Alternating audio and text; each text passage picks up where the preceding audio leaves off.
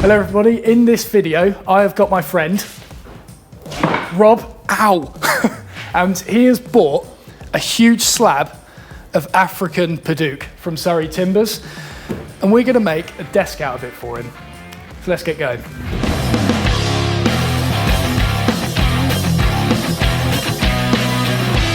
Right, so this desk is a relatively simple build, just a massive slab which I've done in the past. I'll put a link to that in the top corner. So yeah, do you want to just quickly talk us through the different bits you got here? Well, I compose a fair bit of music and do a fair bit of video production as well. And the whole idea is to create something that just allows me to work without being cluttered. So we've got these square metal legs, and we've got components like this which will then allow me to plug in stuff like my audio interface. We've got a couple of sliders here which will be situated somewhere around the middle. They'll be used for a keyboard tray. Again, we've got another, what, 1.5 meters? Yes! No, well, maybe less than that. I don't know, something like that. Finally, we've got cable tidy racks, but those will be like that. So at the end of a finished product, when it's finally installed, 0 cables will be seen. And this is a really, really simple project, like, basically, because all you've got to get is a big old slab of wood, all these components, which, you know, you don't need all the audio interface stuff, but the cable tidies, the keyboard tray things, all of it's easy to get. There's all links to it in the description. Yeah. You can make this in a couple of days if you really put pedal to the metal with it, I think. That's exactly what we're going to do Which today. is what we're going to do, because we've got not even 2 days now. We've probably got 1 day to do we've this. wasted a fair bit of time. Yes. Yeah. So, yeah. Probably start getting to it. So on this end is the end that was left straight from the sawmill, so that needs a bit of cleaning up first. We'll get that to 90 degrees. So we will do that with the whole thing, the track saw. Bang.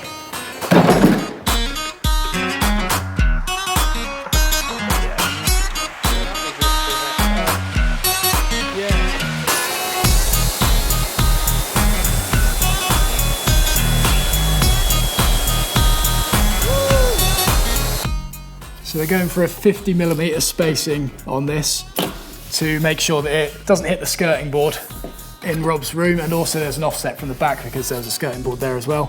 One thing to bear in mind with these legs, I'm not sure if it'll be a case with these, but it's always worth marking which one is going where. So which one is the right leg, which one's the left leg, and which way round it goes as well. So on that one, what was that, left back, this will be the right back, just in case these holes are out of line, and then when it comes to putting the bolts in, you know, we might end up with a big step at the front or something like that.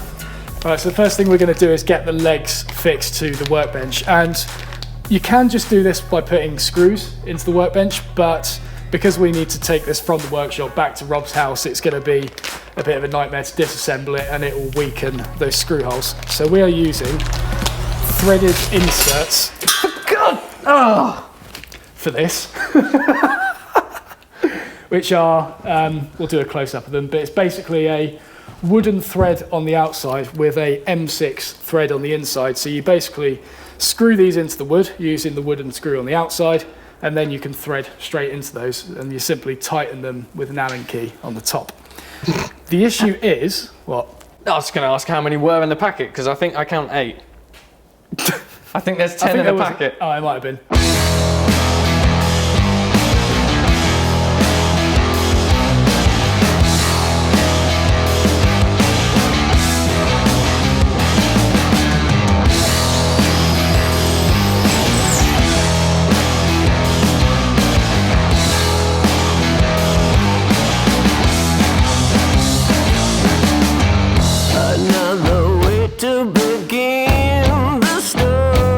Okay, so we have attached the legs and the, what is it? Audio interface bracket. Audio interface to the front. The reason we've done that is just to get the spacing of the keyboard tray and the cutouts on the back. Like, it's easier to reference off those rather than try and fit those around the things we've got here. So we've got all those in place. They can easily be unbolted later. Yeah. Now we're going to start sizing the keyboard tray, which we're going to use the offcut of Padauk that we've got. So, what size are you going for? 800mm. 800? Yeah. 800 or 900? It depends on how it's going to fit on that. For symmetry. How does it fit on there? I don't know, you never gave me a tape measure. There you go. Thank you very much. Right, so this end is going to butt up against the wall, and then this end is actually going to have a gap of, I don't know, about 20 centimetres or so before there's like the curtain there. The weird thing is though, I don't want the keyboard tray to be direct centre of the desk, I want it to be direct centre of the room. So 40 centimetres goes there. This is some professional measuring techniques. I mean, you're calling it centimetres to start with. That's blasphemy. Sorry, let's go for inches. What am I learning here? I haven't learned anything. I mean, to start with, there isn't inches on that tape measure. No, I'm not going for inches anymore. Not inches anymore. Okay. So half of 2,300 is 1,150. Please let it be correct. Yes. So that is the dead center of the desk. Yeah. Which means if we wanted to use all 90 centimeters, we just got to, 900 mil. Perfect. Thank you.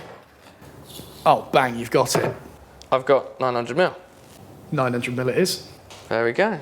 So the problem at the moment is this, what's going to become the keyboard tray, is just too thick. 2 C's. 2 C's. I'm just doing this purely as a way to preserve the material because I don't want to see this turn into chippings. Okay. Because it's just sad. If we cut it to 200, yeah. So it'll be cut all the way along there. Okay. Flip that up in the bandsaw, cut it in half, fold it open, you double the width, and you just glue it back together. Book match. Book match. Okay. And you only use that part of the timber because this you're not going to see the sap at the back because it's going to be covered in a keyboard and it's at the back, and you've still got all of this. Yeah. Sorry, did you just call it timber? Yeah. What's the name for it? African Padauk. Padauk. I knew that would happen.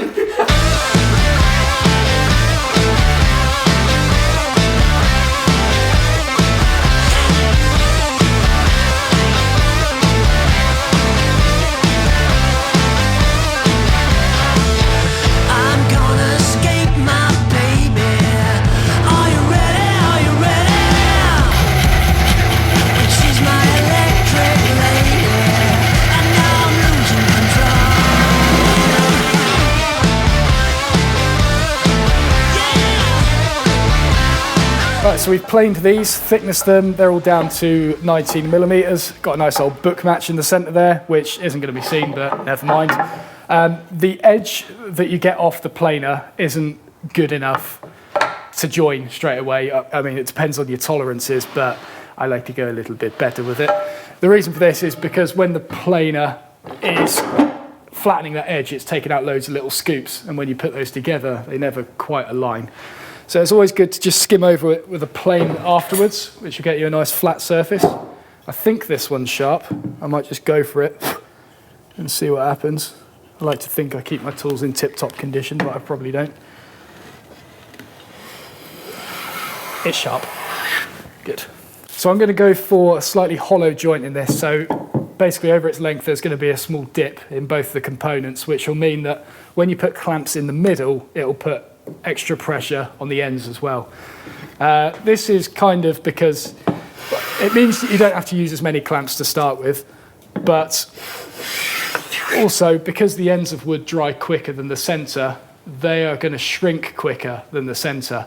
If you've got more wood pushing against each other on the end, then even if that shrinks, it's not going to open up as many cracks. That doesn't really make a lot of sense. Look over here. So this board on the end, because more air has been able to escape out the ends of the board rather than the centre, both of these have shrunk and caused a split in the end.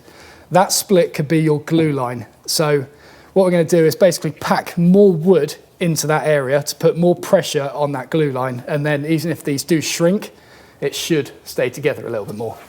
So putting the dip in the timber will do that. Did that make any sense? No. Yeah, well, I was with it. Yeah? Okay, yeah. Cool. That's good. A little bit of timber technology for you there. So that should be enough on that one. And then on this one. So I'll just run through how I'm doing this again. one long shaving, maybe two. And then we'll just take a few short shavings in the centre.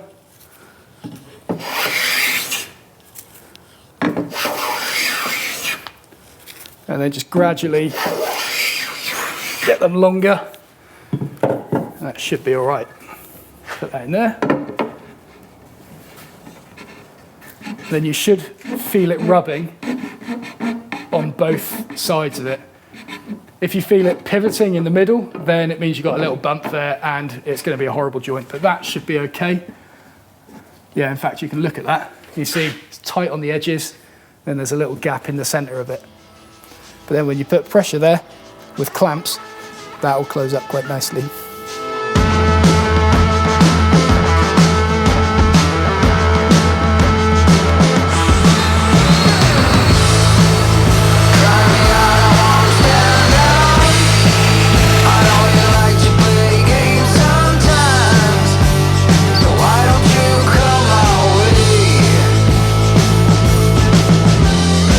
So I've cleaned off all the glue and we're going to leave that to dry overnight. So now we're going to start making a template to route out the cable tidies on the back of the desk. So this is simply going to be a little bit of MDF with a 90mm hole in it. And then we're going to cut that in half to create a curve. And then we'll use that curve as a template to buzz the route around and cut a nice consistent curve in the back of this. Obviously, you can't just get a hole saw in the edge of the desk because there's nowhere for that to reference, so it's just going to chatter all over the place. So it's a lot easier to make a template, or if you're not as fussy, just jigsaw it out and then sand it or whatever. But as I said before, we like to do things properly. I should probably turn the speed down on this because I feel like that's going to be very quick. Time lapse to when Matt did turn it down. Because the wider the drill bit, the slower the speed you want because of physics. I will clamp this down though. I need to get some clamps there behind you.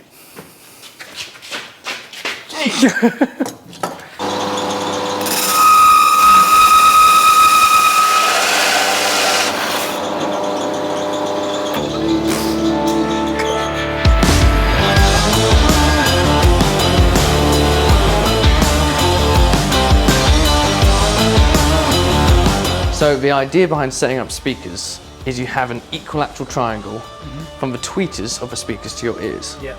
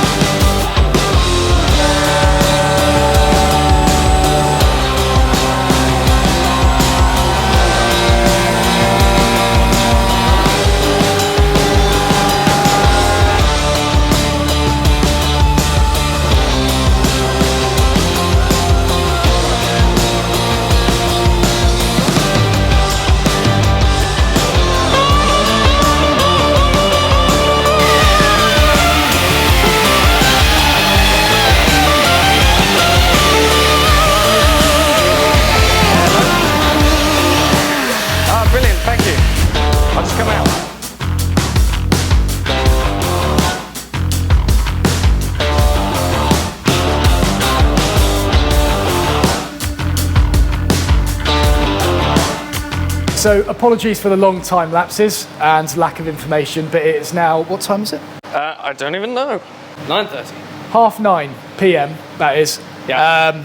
So we're kind of just needing to get going with this because we need to get a finish on it tonight and also the epoxy in the crack before we go tonight so it's dry for tomorrow. When did we buy this?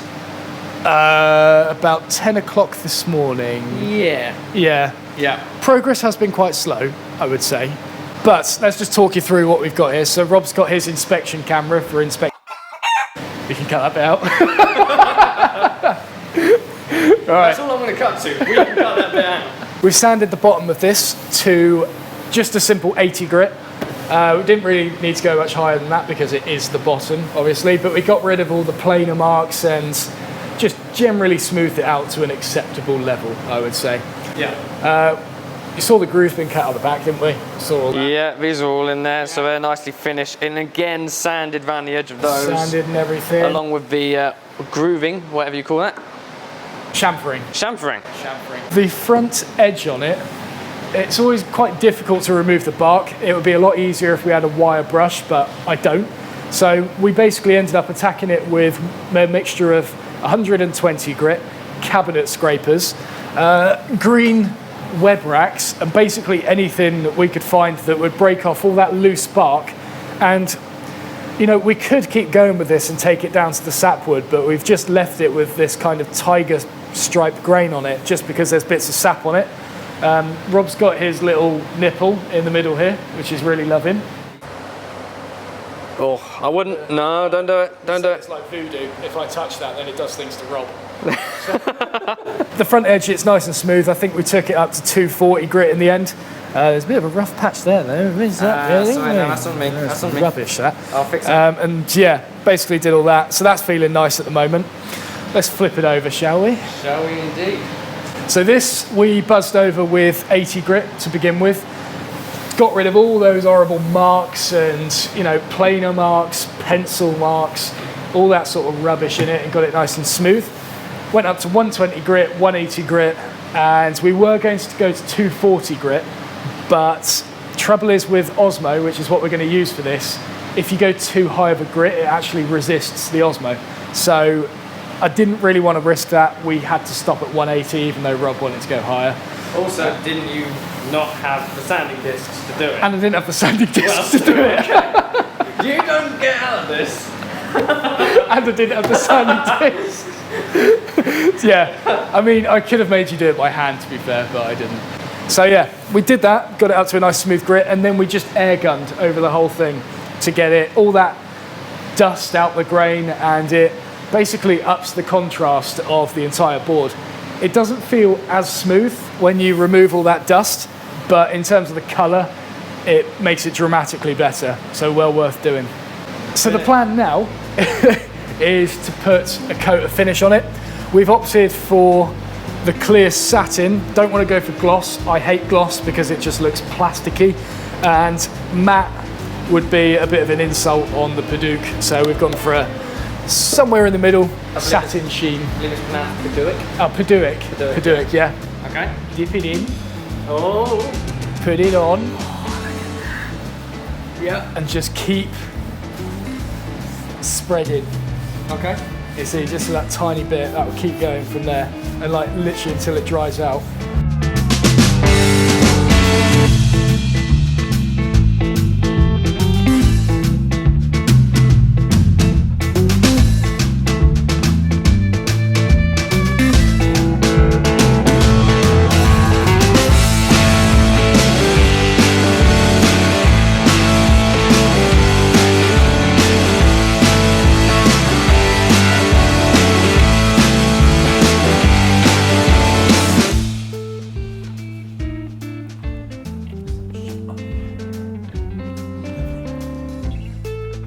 See absolutely everything, don't you? Okay, so it's now the next day. The first coat of finish is dry.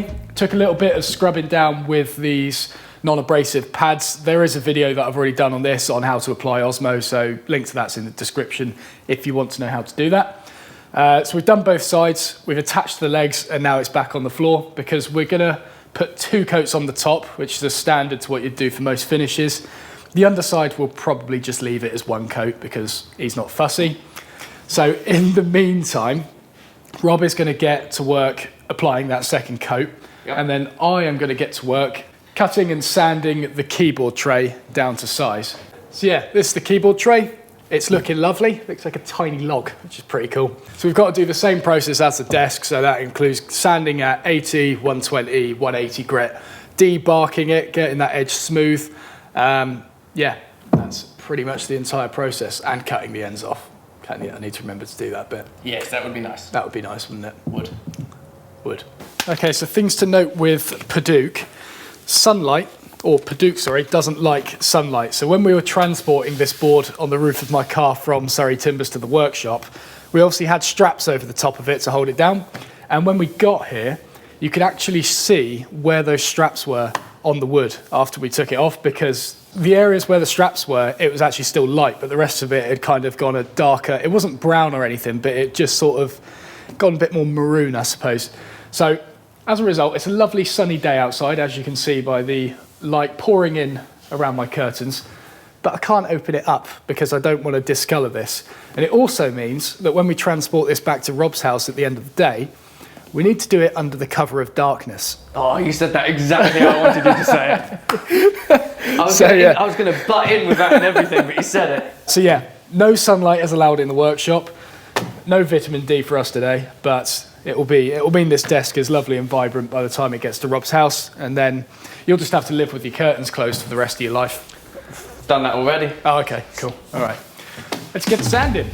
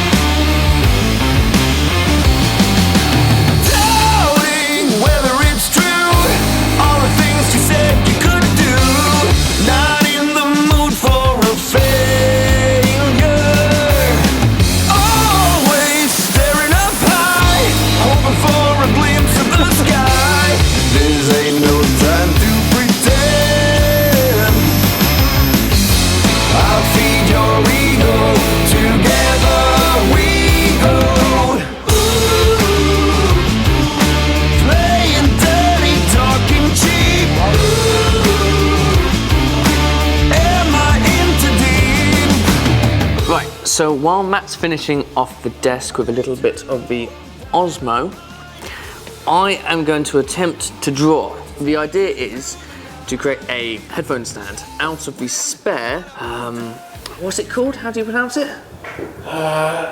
Padauk.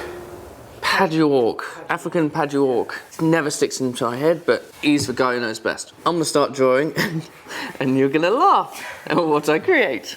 What we currently got is a base which is basically this, exactly this shape, 235 by 105 mil. Mm-hmm. Yeah. Then you're saying we use this, what, walnut? Walnut dowel, yeah. Walnut dowel, which is 26 mil, and drill it into, or create a hole for this venter. Yeah. Sit with it. Now I've only got a 25 mil Forstner bit, so we'll drill a 25 mil hole, mount the dowel on the lathe and scrape down half a mil either side to bring it to 25. Because we actually only need to do that for about a centimetre. Yeah, pretty much. Or you could do a through tenon. Oh, that which sounds... would be naughty, yeah. What's a through tenon? A tenon that goes through it. I should have known. Yeah. So, I hate you. That's the basic part of it, which is nice and easy. Yeah. And then it's a question of like going on top, like we have a sanded, little bit more of a dome shape, because of course, you've got a dome shape on headphones. Yes.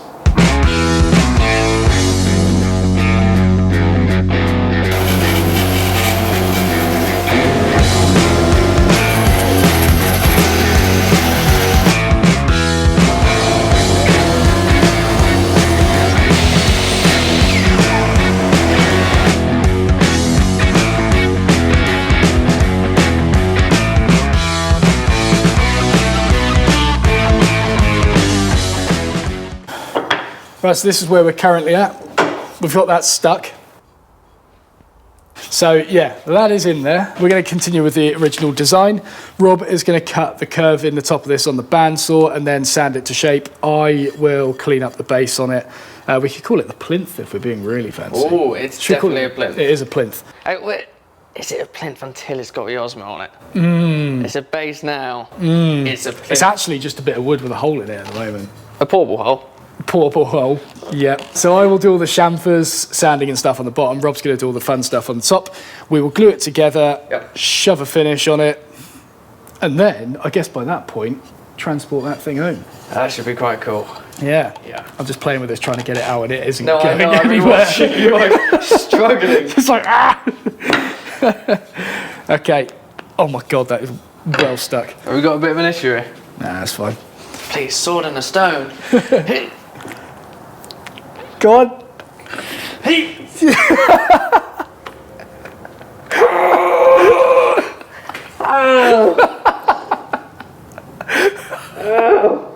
Your face.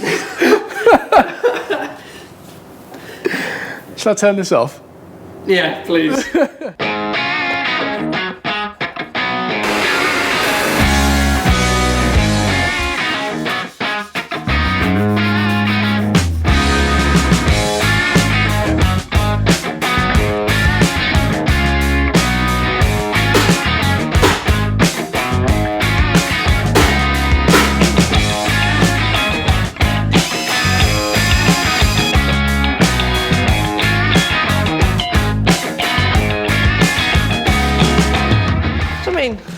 If you compare from the original drawing, it's not bad, is it? No. I mean, It looks like a block with a dowel with a semicircle. What are these? Matt did music. Matt plays bass. A quaver. Well done. Is it? It is indeed. Oh, I knew the crisps would come in handy at some point.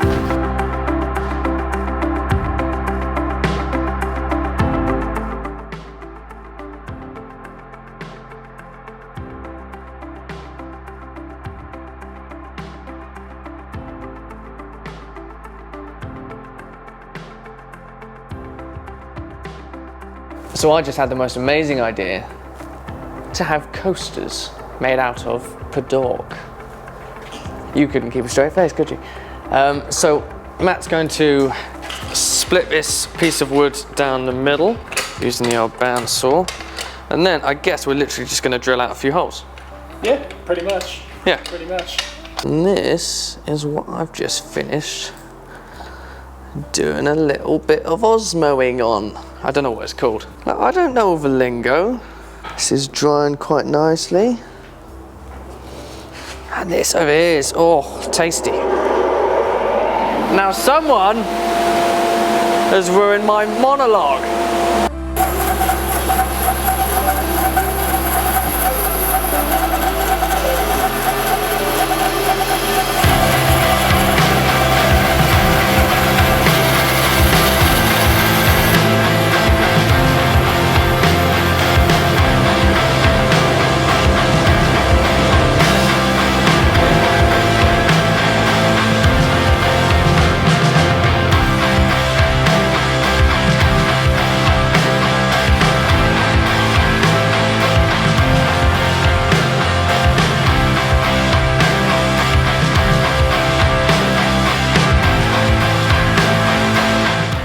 "24 hours. Mm-hmm. Lots of sawing. Yeah. Lot of sanding. Mm-hmm. Lot of osmoing. Lots of routing as well. Lots and lots of routing. And yeah, come up with this, 24 hours. Plus keyboard tray. Yep. Plus headphone stand. Yep. We'll see what that looks like. I thought that was just a toy for you. Hey, look, that matches exactly what my design said. And 4 coasters. 4 coasters. Look at that. 4 coasters. Out of African Padauk. Padauk. Padauk, Rob. Padauk. Padauk? Yeah. Paduak. Padauk. Padauk. It's actually Padauk. Padauk. Padauk. That's in fact what I'm naming this piece anyway. Is it? Padauk. We did it, all right? A desk in a day, 24 hours. It's not the most complex design. How dare you? It's not though, is it? It's just kind of, I think people... It's got 3 hours, isn't it? A lot of people will watch this and they'll think it took you 24 hours to do that. I mean, at the end of the day, it's just attaching legs to, I'm not gonna, no. So we're gonna now transport this back to Rob's house. We're gonna, I'm hoping that we've measured it right. We did triple check it all and everything. We sort of didn't mention this bit, but we went to Surrey Timbers. And I mean, I'd been there and already given the measurements before. When I had a notebook, I'd written out all my measurements. It looked quite good. I was very professional. Fully prepared. Yeah, and what did I do when I got there to buy the really expensive piece of wood? I left a notebook at home. Yes. So we sort of just guessed what the numbers were. So it looks kind of small in here. The question is, should I bring my track saw to your house? No. No? No. Just to lop off a bit on the end, just in case? No. No? No, doesn't matter. If this doesn't fit, it's going in the middle of the room. Or you'll just buy a bigger house. I'll buy a bigger house, yeah. And getting even more debt. Yeah, exactly. Cool. Right, let's get this loaded onto the car then, shall we?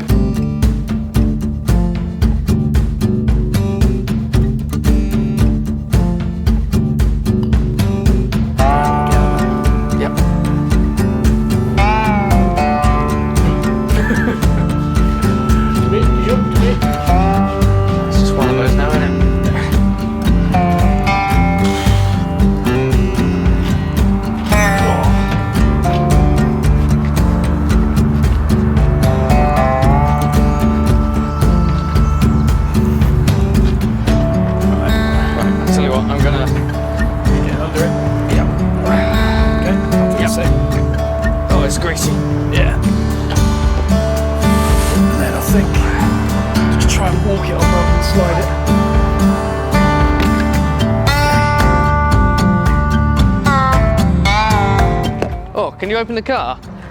This is what I have to deal with. Thank you.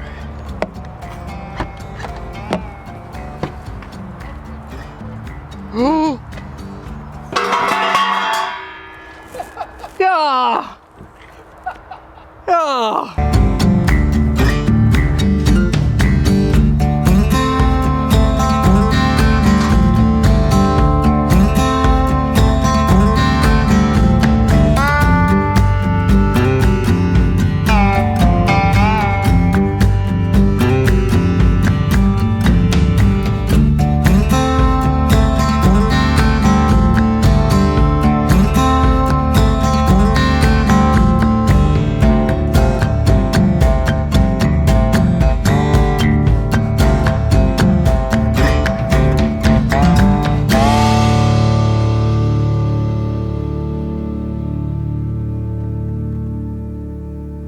Right, there we go.